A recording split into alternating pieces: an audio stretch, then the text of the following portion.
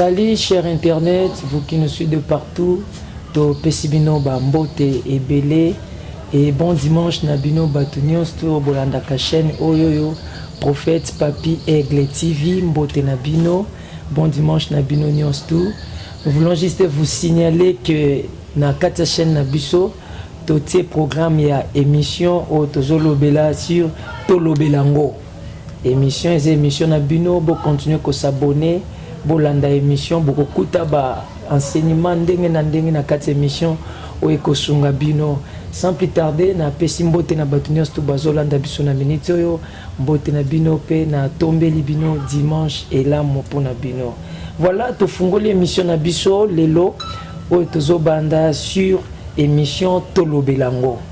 Émission Tolobelango est juste émission où tozolobela makambo nzambe ezate yo kanso émission babi tolobelango makambo politique non est juste émission tozolobela makambo nzambe ba vérité mususu bana nzambe ba yebite et sengé bazwa connaissance nango alors zana ba makambo mususu ba pasteur toté yango te na église pourquoi parce que ba maman baza bilenge baza bangonyo ceci comme ko moyo te ezate pour na pudeur pe pour na respect mais au travers ya émission na biso Tolobelango donc toko bombe le côté toko lobela makambo nyons tout peut sunga batu nyons tout ba comprendre ba makambo nyons tout oyo ezoleka na vie sans plus tarder lelo nazali na invité moko otozo yamba na kati ya plateau na biso c'est le propriétaire de notre chaîne otozo lekela les prophètes Papi Kuyekula Joseph c'est aussi mon père spirituel c'est le responsable de l'église Beraka Tozo et Ambaye tout à l'heure na kati ya émission na biso na sengi na digi kuna na chaîne a balancer biso moi loko moko pour papa bungama pe akota. Shalom bien-aimés dans le Seigneur, c'est votre humble serviteur le prophète Papi Kuyekula Joseph, responsable de l'église Map Beraka qui est située dans la commune de Mongafula sur l'avenue Mangalade numéro 39 au quartier Mazamba. Et nous prions chaque mercredi, vendredi, de 17h à 19h. Et chaque jeudi, c'est notre culte de maman, de 17h à 19h. Et le mardi, c'est notre culte de la jeunesse, de 17h à 19h. Et le dimanche, c'est notre culte de célébration de la foi, qui commence à partir de 9h jusqu'à 12h. Sur ce, nous vous invitons de venir prier avec nous dans nos cultes de semaine et dans notre culte de dimanche. Le problème que vous avez, la situation qui vous dérange, il n'y a qu'un seul maître capable de donner la solution à tous vos problèmes.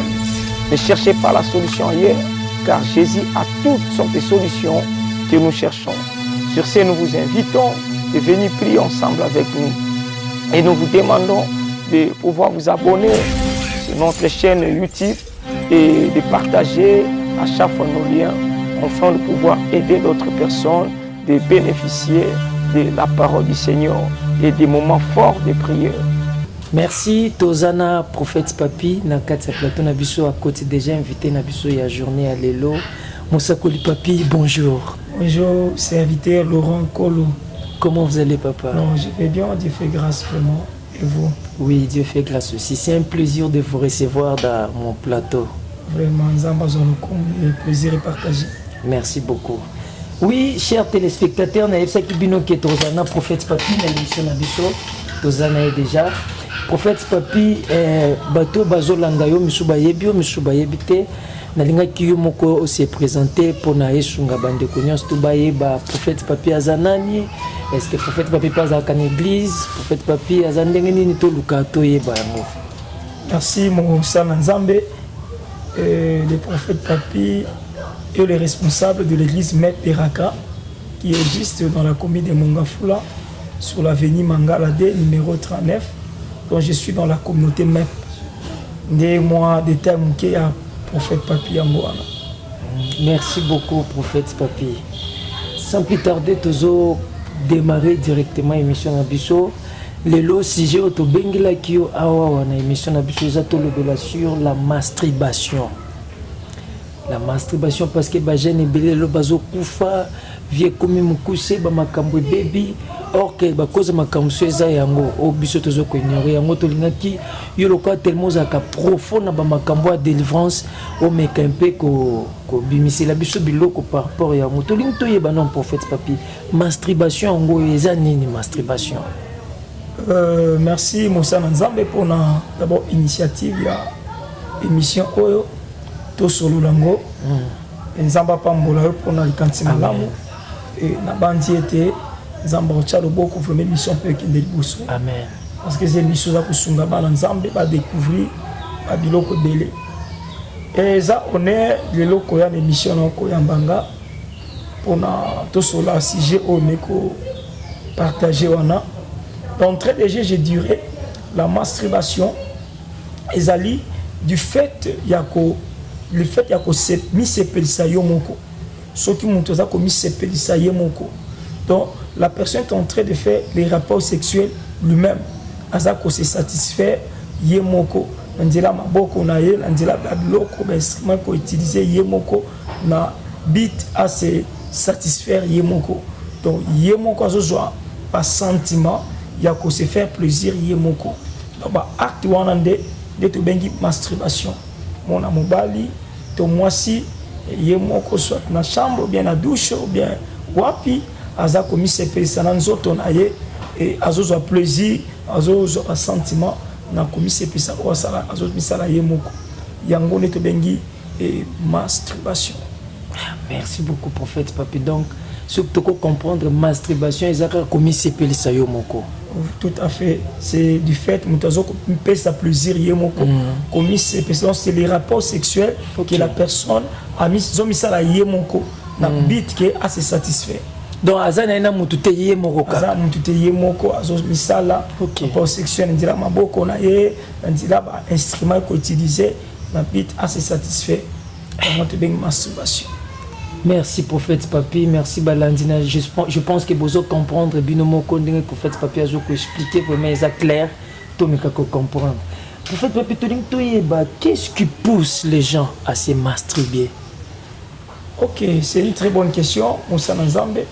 D'abord, masturbation est commandée, ce qui est la source de la cause de bloc nemi, moutou à se masturber. Les gens et là quoi masturbation en calais tu as coco on a biso to ba ki on pinzate to ba biloko te nous on était des enfants on jouait ensemble on jouait des fois ni on n'avait pas ces intentions mais lelo la masturbation koti même ba mon a 10 ans moi on a 12 ans aza ko se masturber par cause des années et ma mutu se masturber d'abord ce qui mutu aza trop lié na makambo etali sexe c'est-à-dire mutu aza sur la trop na mono qu'on appelle trop ma solo ya sexe ba biloko na siko e bana ko exciter mutu tant vous a ko exciter mutu au moins na mutu comme la posa ami sepesa peut-être comme la posa on mais moi ça zate em sumbala zate mutu on sala ni akoluka a se liquider na ba besoin na ami sepesa yemoko ami sepesa yemoko donc pas ba cause o ça la qui ça la qui pas comme commis sepedisa et bosso ezali du fait ba s'attacher trop na sexualité. Comme on parlait, c'est comme le mot léger, comme on parlait légèrement comme le sexe. Des gens qui font la porte. Parce qu'il faut comprendre que la masturbation, c'est quelque chose qui est démoniaque. Qui est démoniaque. Qu'est-ce que le diable fait? Satan n'a pas besoin de moi dans le zambé, moi, pas besoin de moutou. Allez, capé dans la masturbation. Mais en même temps, moutou, n'a pas cause, à tiens la carte, moutou va penser. Mutakomika chaque fois mutavani mon sur le cas makaboza lié à sexe asa ko sur la makaboza lié à sexe et deuxième cause ko ça rappelle que mutu abanda ko se masturber et ça ce qui mutu ça trop lié na ba film auto ben film pornographique to mo na ba téléphone et belé abana nzambe baza ba téléphone na kati ba téléphone mo ba film pornographique et lo quand mutu zo talango et transmettra esprit moko ils ont transmettre esprit moko kati mutu déjà mutu comme na posa kaka asala eloko ya moni moment na sur le terrain ça sur na moi cité aime ça na mobilité et si kaza le quoi les gens moni et tin est-ce que esprit encore ta carte na et ko pousser na acte les anini a comme commis sepelisa yemoko donc ya liboso mutu azolobela cesse na légèreté partout azalaka lobela kama kamitali sexe tango zo lobela ngo eloko est-ce que banda ko exciter mutu tango za ko exciter diable pas fongoli porte sanini akoti ya mibale na ba téléphone na biso na ba télévision mutauta la ba film oza pornographique qui peut causer la cause comme mamutu mutu a se masturber ya misato eza nini ezape et la télé tant bato bazula tapi mabe yango na pesa conseil ana bilenge basi eza bilenge mibale parce que cause nous sommes masturbation et cause aka somo moi ça la timabe déjà excité mutu mutu avec au supporter te mutu azana nzambe te et même des ba désir moko sexuel so tango atali devant ba désir sexuel azana partenaire te moi ça zate mbala zate au monde même mutu qui commis le quoi à se satisfaire donc eza parmi ba cause au ça là que mutu a se masturber dans la tangi trois causes et bosso qu'on parlait légèrement sur ma caméra sexe et mi balé ba film pornographique de qu'on s'appelle mutu as un esprit là il y a mis ça habillement nos habillements et ça peut quoi tirer biloko on a 4 et ça babilamba na kola te lamba de comment quoi ça esprit na masturbation c'est masturbation le quoi esprit et ko taper olanda pengai et ça ba cause pe au ça là que le mona ba masturbation et koti quand il y a milliers même il y a pas ensemble voilà. Merci prophète Papi. Le comment kolobi na suka awa isimbi na mwa makasi. Est-ce que mutu soki mutu se masturber soki mutu muswana sa quand tu jouer lamba na ya latia. Donc il pas jumba moko esprit wana. Oui. Dans quel sens? Parce que na début na waki la masturbation c'est un esprit. OK. Et ça esprit forcément que ça tu n'utilises pas pourquoi? A utiliser kango pour azana mission na kati wana ko expliquer ngo na sima azana mission déjà si on t'a comme ko se masturber on a mon esprit wana muta bongo o azana ka masturbation ce qui bozo partager surtout ba sous-vêtements vêtements internes ya muta bozo partager na c'est probable possible que l'esprit wana peut être affecté au monde avec la posa mbalité mais au comme ko ka posa mbalité comme matayo comme ka posa mbalité zo mataye posa ka ta ba film pornographique comme qu'on le sexe avec la légèreté pour ça qu'on m'attire et mon pas côté l'ambiance il y a que c'est masturber. Merci beaucoup prophète Papi. Je pense que bozo landa bozo comprendre binomoko bozo comprendre binomoko de makambo ezo kendele. Nazana question musuna na tuno prophète Papi. Ah wana tuna question masturbation ça nous expliquer ngai ni netinga mutasa masturbation expliquer biso. Je crois que les gens qui ont éclaircissement, comprendre très clair. Les conséquences de se masturber. Ok, c'est une très bonne question. Donc, vous n'êtes pas ensemble. Et dans les gens qui ont retenir ce masturbation est salama. Bita masturbation d'abord. Le diable a récupéré ses manches et ne pas mon bateau moi aussi. Ok. C'est ça le but. Donc il y a un démon, ou un démon, on a une masturbation. Ce démon a vivaka dans la sémence. La sémence, on va la bimisaka, au moins ça bimisaka, des démons à vivre en ango. Ce qui moutou, aza ko se masturber.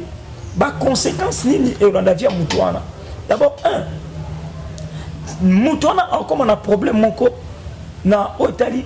Makambu ya sexualité normale et qu'on s'est retrouvé que mutabali tant mutabali le quoi ça déjà na c'est à masturbation makambu mutana ko vivre tant bali et ça même makambute tant bali na mwasi ba désir on andoyoka ba désir za complété ba désir les a complété o yandoyoka wana donc ba biloko on était ba masturbation mutandoyoka ba désir wana te andomo nango pété et dédé ni nsi mutandomo na te ce mutoza na la masturbation mutoana akoma d'office mais soit moi si akoma na problème il y a ba mari de nuit soit za mobali akoma na problème il y a ba femme de nuit ce mutoza sa masturbation au mona ba jara bato bongo ndo mwana butu mutazo lota azo lala na mobali azo lota azo lala na mwasi na butu pourquoi parce que ba sémence wana et esprit le tu déjà tango salango démon on a déjà masturbation amélie sémence na yo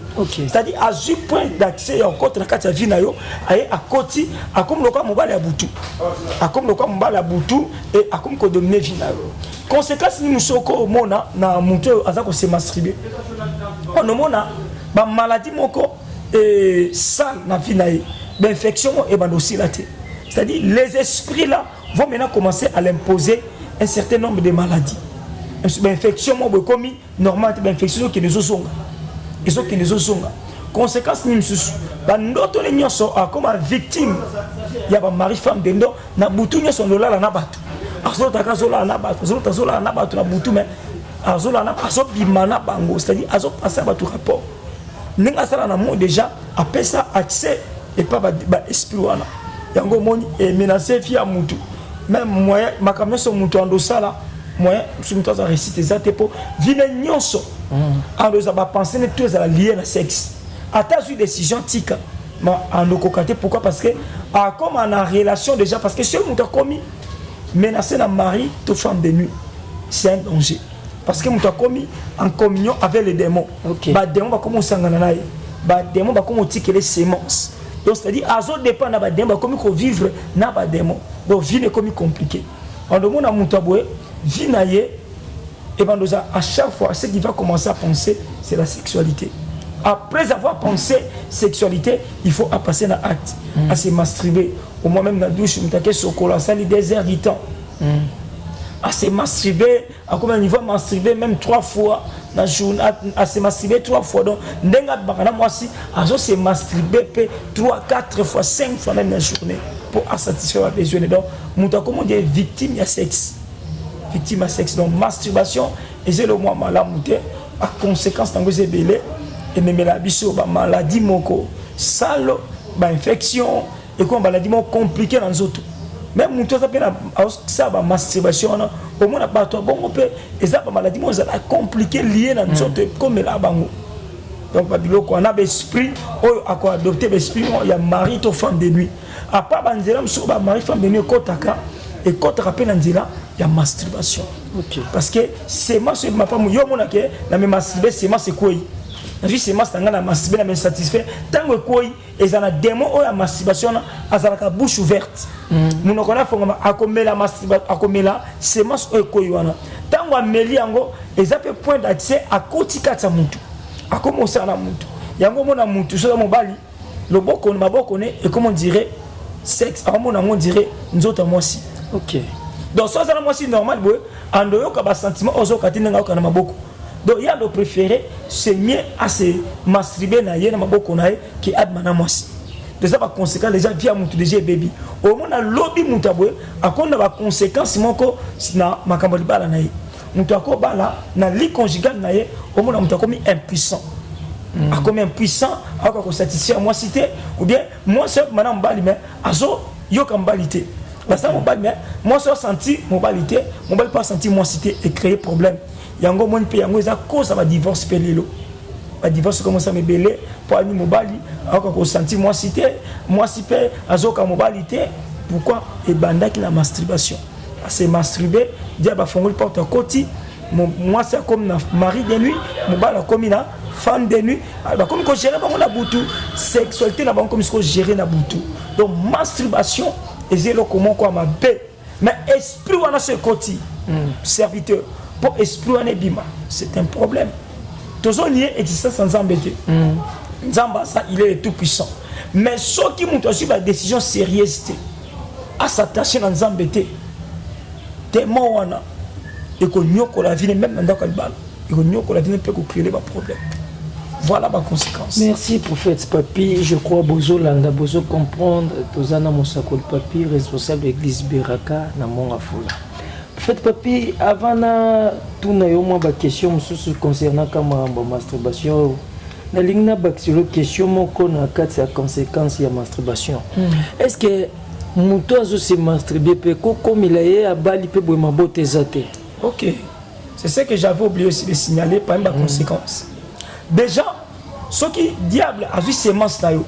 Tant que l'on dit tout que bimi diable raison parce que pas ba kansa ka muta ki la douche à se masturber et à dégager à super à tika moya monique na me satisfait sur le plan physique on se satisfait parce que ba plaisir na ils a accompli mais c'est moi e koye bili pa na yo wana yo monique koye na scène na mabele ko bokela ma ikei mais ça l'esprit où est retenu na kango iswa kango tango ezwi yango déjà so semence na yo azwi yo mobimba na kata semence mona la plupart bato wana o ba se masturbaka bazana pompa mabota au moins mabota pe c'est compliqué bazana pompa ya puissance sexuelle ya puissance sexuelle bazapi na bien pompa ko pe sur ba infection mona nzoto baby au moins mwana mwasi nzoto baby dans le sens que mbala ko ressentir yete mbala zana mwasi mais a senti mwasi te poni mona biloko anta muntu asalango be explique ko fongola mwasi makasi mwasi ba infection ye fongola mwasi ba pesi ba traitement azo zoate mobile na mwasi ba comme une incompatibilité sexuelle.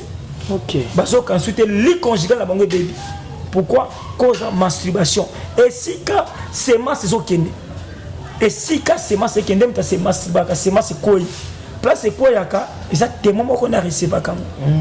Recevoir kango. Ya mwana mona mutu pour banda kokota la masturbation et banana penser. Est-ce qu'on est koya et réanimer ba penser réanimer. Yango mona bato boy. Tango sur décision qui na tika ko se masturber. Au monde aussi de ce 1 mois. 2 mois boy. Okokito zonge sur le Congo. Ni c'est pas ça. 2 mois wana so même kazo liate. En même année. Na moi ako memelo esprit mo bien envoûté yo. Aya ça envoûté yo au côté makambo tali sexe, au comment penser makambo tali sexe. Ou bien a memelo la bilo moza pornographique. Bien la bilo mo boy au monde ka batu nzoto basi na balabala et là tela batu etike moka koti esprit tant que nango van pas et pas na yo. Ato boy salango so zana nzambete. Quand on nzambe to mona suka suka mona pas na butu ce qui s'est passé so boy ko salango que aux décision mais vie de prière vraiment au côté la vie de prière te ni no monde na butu n'est-ce que mobile o ya butu ana to moi si ya butu ana o ya côté na dira masturbation alors ça na butu ko kolota est-ce que aye bobimine na butu au monde que na moi so bimine na butu na moi si au surtout que na moi so bimine au dégager bimisi ba super au dégager super on se satisfait na butu on se retrouve pas boy on se kobeba tant on se retrouve na kobeba na tongo o lingo lingate a tout ça effort journal et si là il faut se masturber tant on se masturber alias les zongi chaque jour comment se masturber donc exactement cause avec fermeté cause soit décision moi ma casse que na pour na biloko na ba conséquences so comme victime à masturbation au moins même prière na au ressemble la pété parce que tant ressemble là esprit na liboso au moins mo bulumbu ndengo simba nzoto non se satisfaisaka mwanza pa ya nolo c'est ça parce que yo mo comment ça t'a commis obstacle pour na donc on a ba conséquences et comme melo ko sanga ko bota ba masturbation et comme melo impuissance sexuelle masturbation comme melo ba infection pena o ba démon ba créer le infection créer pas ba démon mona mo ba pena ko satisfaire moi cité poser moi sinon ba mais bozo kan le côté vous avez côté conséquence nous super clair infidélité mon bal azo consenti moi cité moi c'est pas consenti mon bal était mon bal comme infidèle moi c'est pas comme infidèle couple de bakatisa nini et bébé voilà. Merci beaucoup prophète Papi. Je crois que qui m'a si matango na tout na yo question mususu les a. Est-ce que c'est possible aussi d'être délivré dans cet esprit de la masturbation? Ok, c'est une très bonne question. En parlant de Nzambe, le l'émission est animée et par Moussa Nzambe, vraiment la question est édifiante. Merci beaucoup. Nous avons le peuple de Dieu à comprendre, nous avons posé la question clé vraiment d'un gros procédé et ça montre vraiment que vous êtes lecteur et Amadoba Nzambe. Merci. Oui, bien sûr, tu as l'écriture dans Josué chapitre 1, le verset 8. Nzambe a dit à Josué, Josué, que ce livre de la loi ne s'éloigne pas de ta bouche. Médite-le jour et nuit. Pose un succès dans ma cambosa. Oui, moutako kangwama na masturbation. Mais quelque chose que tu as se poser, ndenge nini et c'est na moutako kangwama na masturbation. Ndenge c'est moutako soit délivrance sur la masturbation. Serviteur, masturbation c'est le comme abe. Et c'est le comme abe et qui ko paralyser onction à la Nzambe. Capacité spirituelle masturbation ko bomango pourquoi o comme victime ya maboko na yo donc autant on a sexe na maboko on est comme moi si na yo maboko on est comme mobile na yo parce que à tout moment se satisfait maboko on est ça ko remplacer sexe ya moi c'est ça ko remplacer sexe mobile déjà et là on a tant on trouver pas conscience na yo moi bon de malamu exact mais oui il y a un moyen aussi pour nous la délivrer na masturbation moi il bosse ezani pour nous avoir délivrance sur la masturbation le premier moyen est ça que faut monter sur décision courageuse. Quelle décision? Monter sur décision, il y a un kobanda susu ko tala ba film pornographique. OK. Deux, quand on a cette décision monter sur décision pena il y a ko régner ko tika biloko wana volontairement atika pena ba biloko wana masturbation monter sur décision que atiki kobanda le côté ba film ya ba lumbu na tiki côté la ba image pornographique na tiki ko solo la ka ba masolo tali sexe na tiki biloko wana tant monter sur décision wana que atika ba biloko wana au décision wana il y a mis balai ce qu'il faut passer dans acte il y a mis balai zanine il faut la prière de la délivrance. OK. Mutu fois côté alukasko et le nzam parce que nzam fois quand on a l'esprit côté 4 na. On se comprend. Nzam fois quand on a l'esprit côté pour lui on donne que c'est qu'on a. Tango on se masturbaki et ça na démon ou azwaki semence na yo. À partir de semence non da côté qui au comment kolote bandoto que au kushakana mobile tona mwasi na butu c'est-à-dire au comment na mari de nuit na ndira masturbation c'est-à-dire loko comment na mari de nuit atika semence 4 na yo semence wana sikoyo oya yo démon amela oyi makambo sa na ngote c'est-à-dire semence ka amela akomela bana na yo akomela pe musala na yo a déstabiliser pe santé na yo na nyonso akosala oya amela tango zui eloko le boso zui décision obikete na azu décision na tika non ça sur le côté dans une décision dans ma téléphone on tient sur ma film pornographique mon sens na j'ai bisa masturbation lelo même na bananza même na basala nzambe bon c'est masturber parce que c'est masturber et comment to cause la délivrance qu'on a masturbation tous une décision il y a des bosses ça kolongo la ka ba film pornographique na katia téléphone aux alentours ko éviter pe côté la ka ba film ko ça lié na sexe OK ko bazo ko exposer sexe et de trois ko beta kama solo ya spotali sexe petit ba film musuba to batala kana ba novela soana voilà tout à fait ba film ya novela yo za no marité o ba film ba to ba pesa na bis ba keti na mbeto mati o mati ko amningo e ko peso déjà ba intention mo boy yo za na mobilité o za pe na mo cité o mona e mema kaka tant mo on ndé ba ça déjà ba pesa ba bis ba pesa bloko wana e ko exciter des mois na ko exciter yo a memo en action on se masturber parce que il y a qu'on a posé acte ça t'a posé c'est masser quoi OK azo c'est mon soana donc sur les gens ont une décision attends sur le film on a parce que le film on a ba novela c'est la série on a c'est démoniaque il y a un esprit derrière la série on a au moins quand monter hôtel à tambola na sous-vêtement tant on a sous-vêtement ça bilomo ils ont quota ils ont communiqué pour ça que exciter yo toujours aux en œuvre des tant aussi la décision ce qu'il faut au côté ma bondeli ba bondela pona yo otubela bonda pona yo tant ba bondeli pona yo nzamba opesa délivrance yo pour continuer ko bondela pona ngo de trois nzamba ici je suis awa que ce livre de la loi ne s'éloigne pas de ta bouche il faut commencer ko esclave ya lo nzamba o bando sa o lo nzamba esenga yo o sala parce que muto tout ça lo nzamba c'est difficile pour passer la masturbation c'est difficile pour passer la masturbation pour misala nous autres ébélés. Mais tant qu'on a conduit par l'esprit, on peut passer dans le bloc. Alors pour être conduit aussi par l'esprit, il faut comprendre les Écritures. Quand on a kamaloba ensemble, comment moumba maloba ensemble, qu'on médite kango, qu'on a ami il y a parole ensemble. Donc on a que kango la bloc. Il y a 4 serviteurs et ça que il faut éviter esprit à solitude et ça remet dans ma casse. Solitude de la kisi que mucho azala payer mon côté. Pour na muto quand on a masturbation na bandeli yango à part décision. O mutozo ya mi balé prière. O mutozo a renoncer ba bondeli pour naye. Ya mi satu ezali kotanga malobanza cause la victime esclave malobanza. Ko s'attacher la parole de Dieu. Il y a 4 ezali ko éviter esprit à solitude. Ko vanda ka yomoko. Parce que esprit na mingi ya ka boko za des personnes te vandi.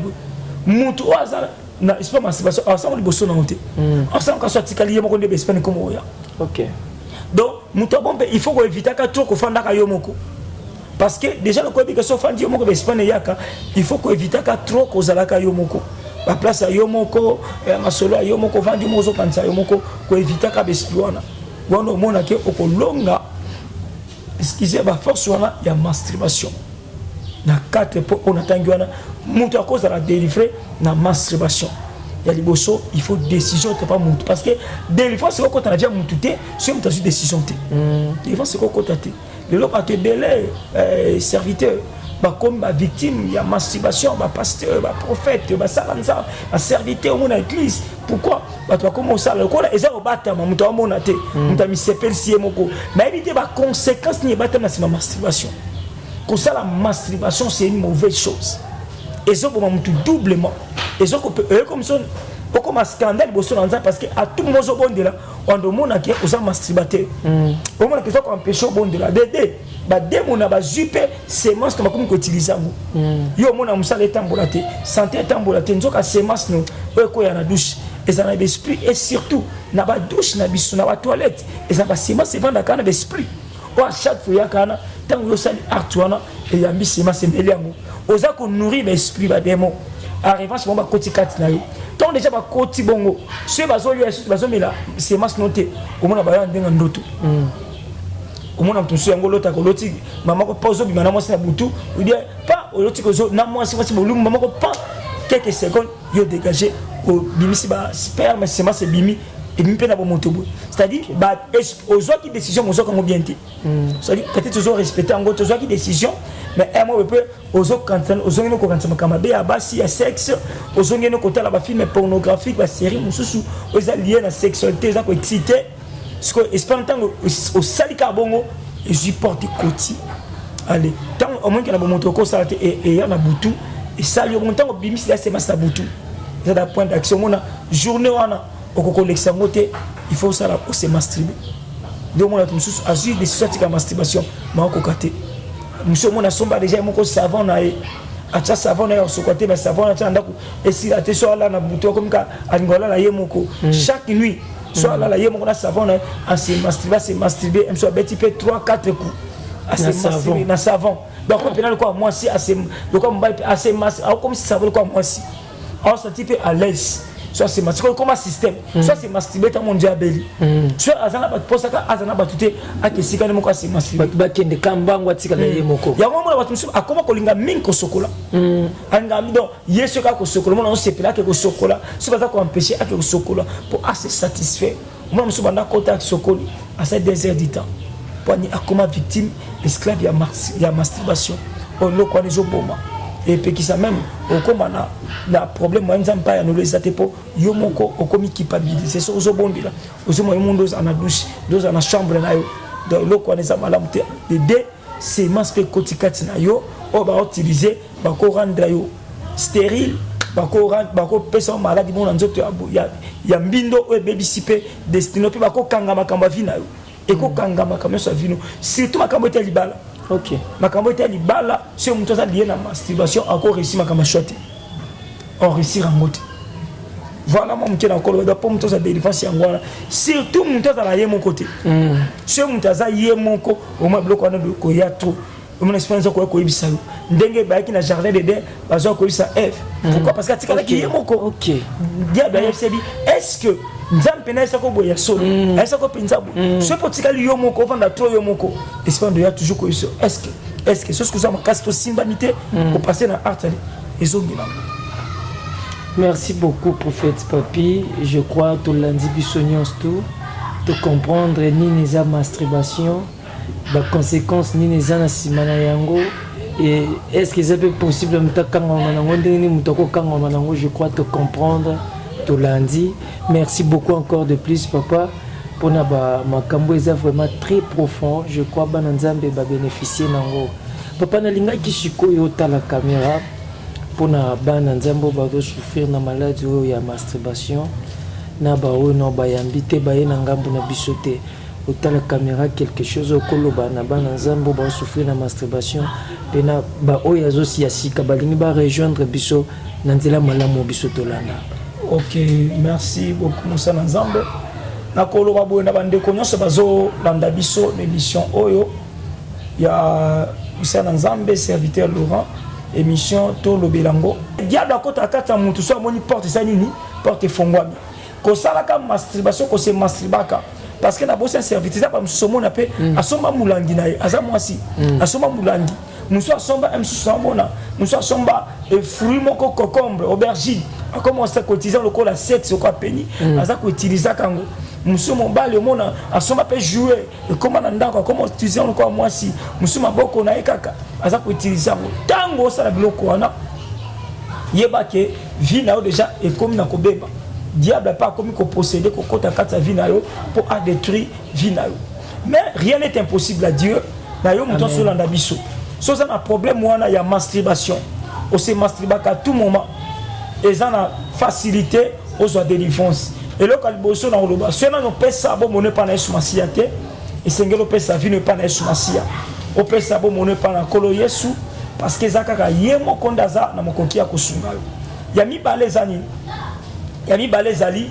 aux décision courageuse longola ba film pornographique au tient téléphone na yo éviter ko beta kama solo ya sexe pamba pamba oni ko solo masolo sexe pamba pamba yango excitaka yo pe tumbola ka demona à côté susu a mémotion na masturbation et ya mi sateza ya mi balezali et sengé na yo o luka délivrance prière et vie de prière na et comment vie de prière moko permanente donc oza toujours na prière sans zambe ya mi satu tangama na loba na nzambe banda kotosa o makomi na nzambe lobi tango komi esclave maloba na nzambe omoni ke oko ya susute na ba mbeba o diable bongise sur masturbation il y a 4 ezali évitaka kozala yo moko di manière isolée pendant l'isolement diable koya a séduire mino makanisi pour ma OK na masturbation mais nzamba kangola yo mutu olanda biso sur les jours banda masturbation ça na 2-3 mois sans une décision au monde encore que sans une décision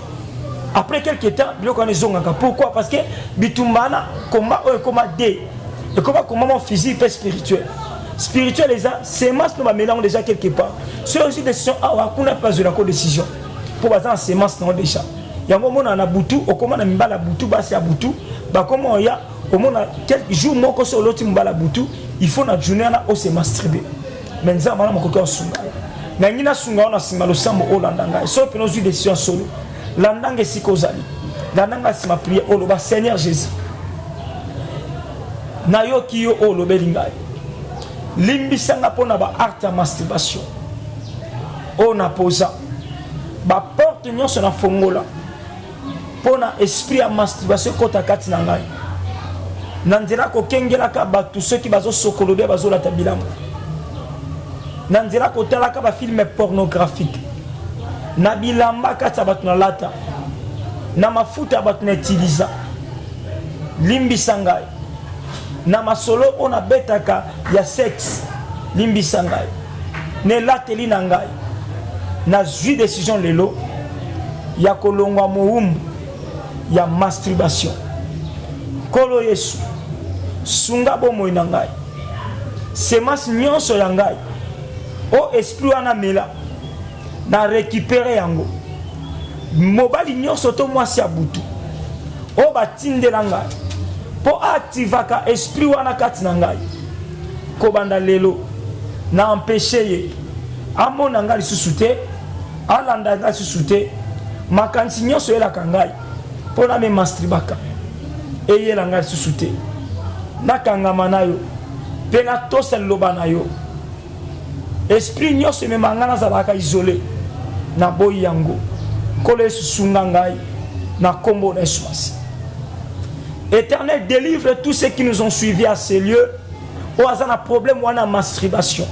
A commis victime, à jouer battre à Kobimanango Ndengenin. Kaka Ndenga landi son émission au Nzam. Kangolai, PPC ba capacité aïna esprit ou un masturbation. Aïna ba désir ou un masturbation.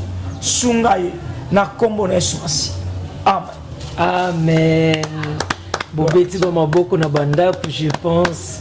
Bolandi prière, Bolandi ndenge mosana nzamba lobi. Papa, merci encore de plus. C'est moi qui vous remercie. Merci beaucoup papa. Donc tokobanda ko sala émission chaque dimanche pour banda ko la biso. Ezana makambo belé tokolobela we sunga bino. Papa, rapidement na lingaki opesa adresse ya église, opesa na numéro na yo. Peut-être bande comme Subazolanda bazana pour ça contacter à privé pour na ba détail mususu au PC biso adresse église au PC biso na numéro na ya téléphone. Merci beaucoup. Église tozana commune à Mongafula. Toza bongo na avenue Mangala D numéro 39 à quartier Mazamba. Juste sur commune en commune, maison communale à Mongafula Tuni, quand nous avons Mangala de orienté yo pour tout nous avons église Mep Beraka, le prophète Papi directement orienté yo. Pour le numéro, quoi ça na posa na biso, au ben biso na plus 243 89 11 27 029.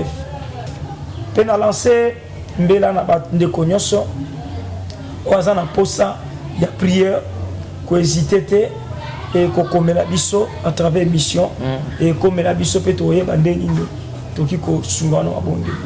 Merci beaucoup, Moussa Nzambe. Merci beaucoup. Nous sommes à la fin, fidèles téléspectateurs de Commune Sukaya émission Nabiso. On est avec les prophètes Papi Kouekula Joseph, le responsable de l'église Mep Beraka Mongafula, mon père spirituel.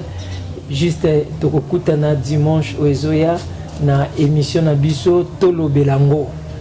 Bye bye.